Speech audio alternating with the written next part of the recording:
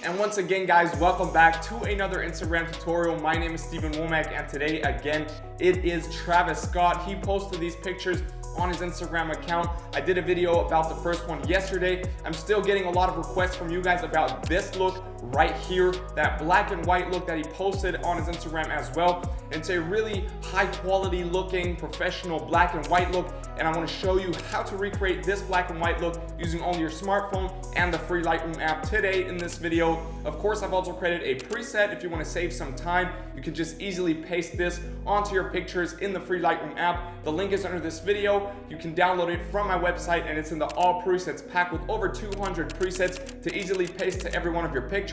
To you who already have the all presets pack, you can start working with this Travis Scott black and white high quality preset right now. To the rest of you, I really recommend that all presets pack because every time I create new presets, they're automatically added to the pack. So you just have to get it once and you'll get a growing presets pack, which is a great deal. Make sure to check it out. Link is under this video. Subscribe to the channel, hit the notifications bell, and of course, if there's anything you need from me, if you have new requests for new videos or questions in general, always feel free to DM me on Instagram.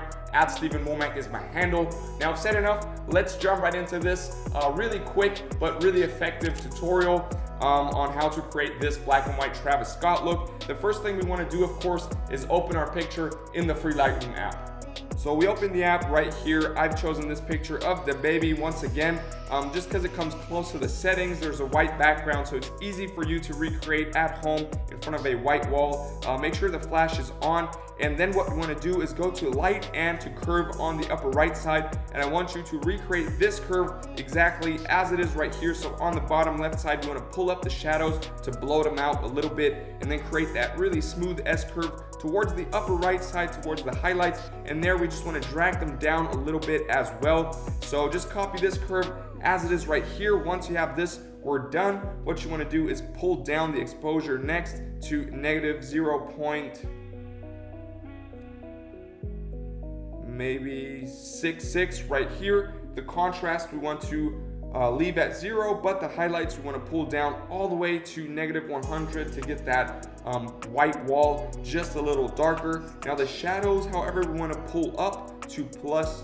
66 or 68 right here to just bring back those depths, those shadows on the subject. And then the whites, again, we want to pull down all the way to negative 100 just to darken that background even further. And the blacks here, we want to pull down to negative 58 to bring the contrast back a little bit right here. Negative 57 is good too. Then we go over to the colors tab. What you want to do here is just pull down the saturation all the way to negative 100 to get a black and white look.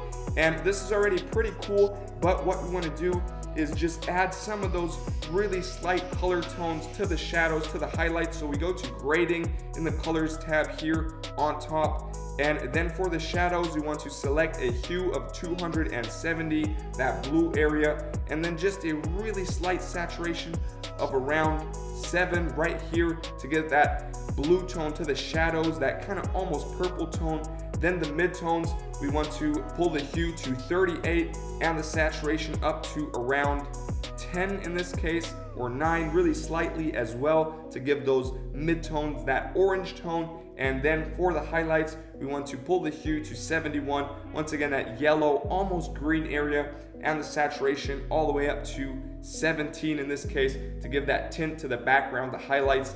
And we are done here. And that's it already, guys. Here's a little before and after, and I think we came super close to that real high quality Travis Scott black and white look that he does. I hope you're happy with this tutorial. Now, I've also created another video for you guys to add those paper textures to the picture as in that Travis Scott post. I'm gonna link it right here in the corner for you to check it out. I've created free overlays for you guys, but it's all in the video, so check that out if you want to overlay those paper structures. If not, we're done here. I hope you're happy with this tutorial. Once again, I've also created a preset on exactly this look if you don't want to follow along to the whole tutorial, just to save you some time. You can download it from my website. The link is under this video, and it's in the all presets pack with over 200 presets.